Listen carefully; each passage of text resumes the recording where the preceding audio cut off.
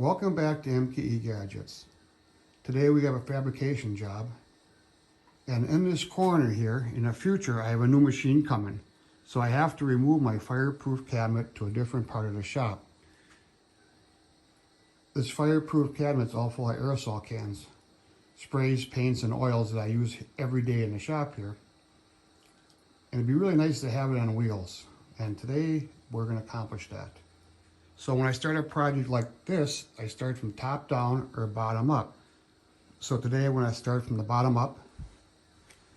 And I bought these heavy duty swivel casters. And this is way overkill, but I really like them.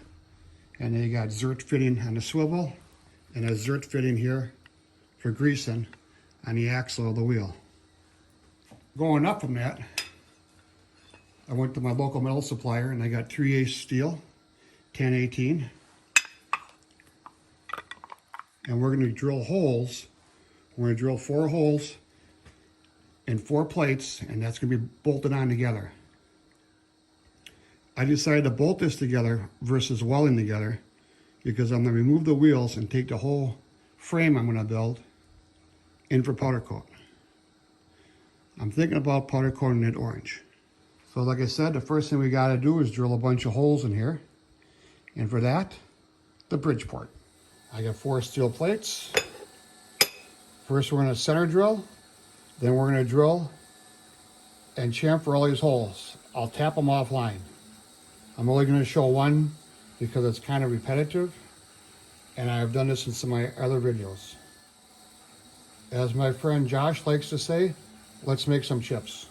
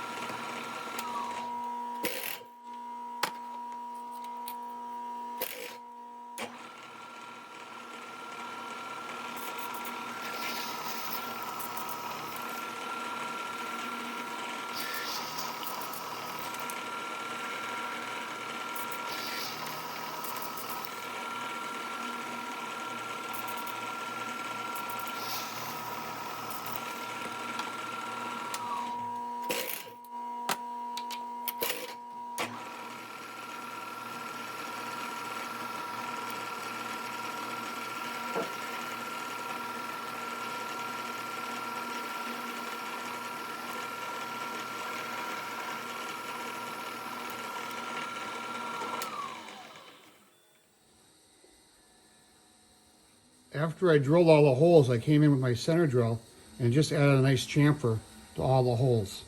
That will make it easier tapping. I'll tap and finish the rest of these off camera. So a friend of me gave me this angle iron.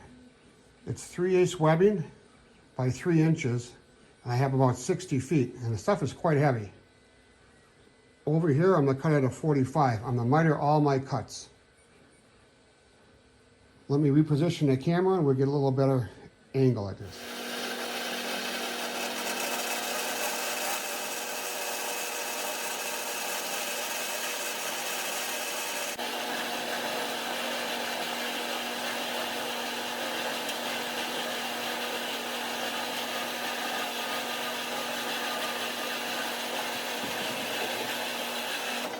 So here we are at my weld shop. And I have this beautiful welding table here and a lot of clamps holding stuff down here. And right in here I have the caster plates acting as a 90, keep those corners tight. And I have each of the angle irons clamped down individually so nothing should move. So I'm going to come in here and weld these 2 corners first. So let's move in and take a better look. I ground a bevel here and I'm going to fill it in with a welding rod, and I ground back a little bit so we don't burn up too much paint. Let's do this one first, and we'll take a closer look.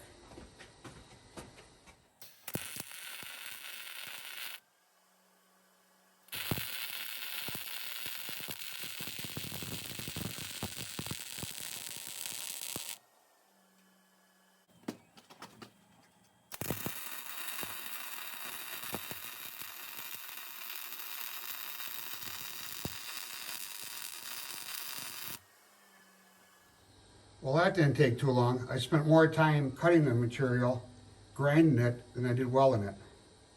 Let's go in for a closer look. Not bad if I say so myself. Next, I gotta flip it around and do the other two sides. That I'll do off camera. Just more of the same welding. Flip the whole rack upside down. Now I want to weld out the caster plates. Took my little trusty combination square and I set back 3/8 of an inch from each edge. So I can weld all the way around here. And then we can mount our casters on there.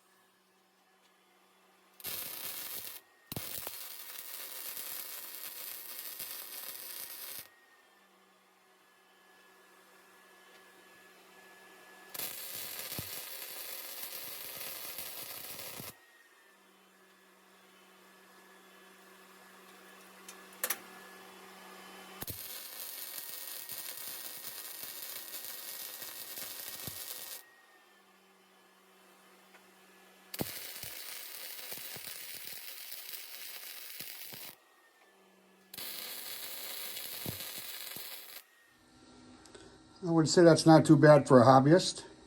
So I put 4 tacks on, one on each of the corners there, because I want this plate to rotate or lift once I start welding. Without the tacks, if I would have welded along here, it might have brung this end up, or vice versa. There's no way this thing's ever going to fall apart. Off camera, I'll weld the 4 pads on. Well, everything's done but the powder coat. I put the bolts in here so they don't put powder coat into the threads. So I can just back these off when I get home. Put the casters on, put some washers on, some lock washers on there. So I'm off to the powder coater. I'm gonna go with orange.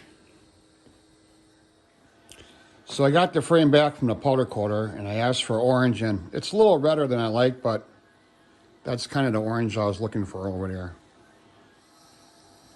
So I got 3 of the 4 casters on here, and these swivel, and they got a grease fitting on the swivel, and they got a grease fitting on the axle here of the wheel. These are not from your super ultra mega big box store. I ordered these from a MasterCard. These are about $30 a piece. The powder coating was $50. I think the pads from my local steel supplier were like $20. And the angle iron I got free from a friend. So let's put this last caster on. These are 3/8/16 hole, 3/8/16 bolt, and when they powder coated, I had bolts in all 16 holes, and that kept the powder coat out of the threads. That way I don't have to clean it out with a tap. All I got is here the locking nut, and we're going to run this down.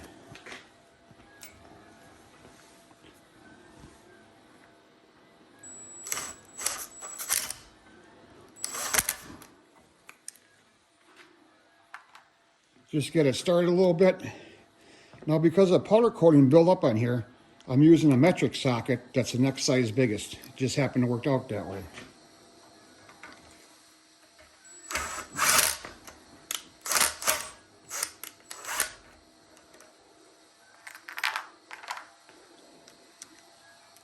I tried to put a 3/8 washer on here, and it was too big.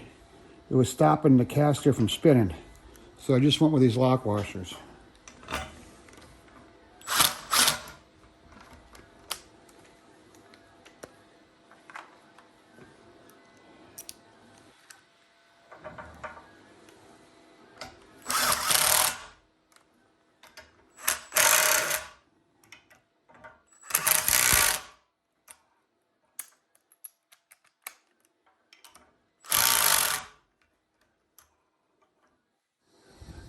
Is everything bolted real tight?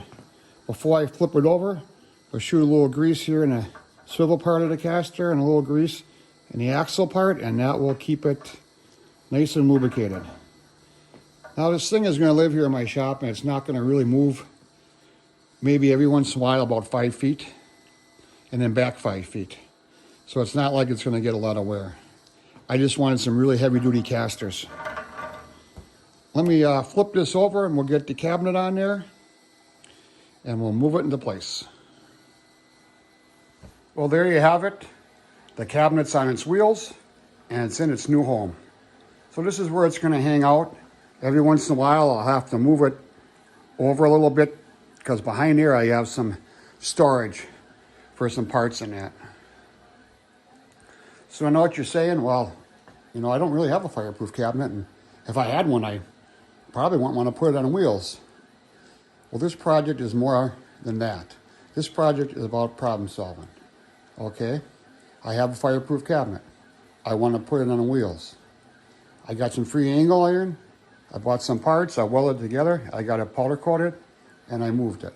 That's what this is about. Solving a problem, using tools at hand. You can make this cart right down here for something else. It's all the same process. In fact, I have made many carts like this in my shop. This is the only one I filmed. Thank you very much for viewing my video. Please subscribe to my channel. I'm trying to get to 1 million views by the end of the year, and I can only do that with your help. Click on the little bell and then you get notifications when I upload a new video. Thanks, we'll see you tomorrow.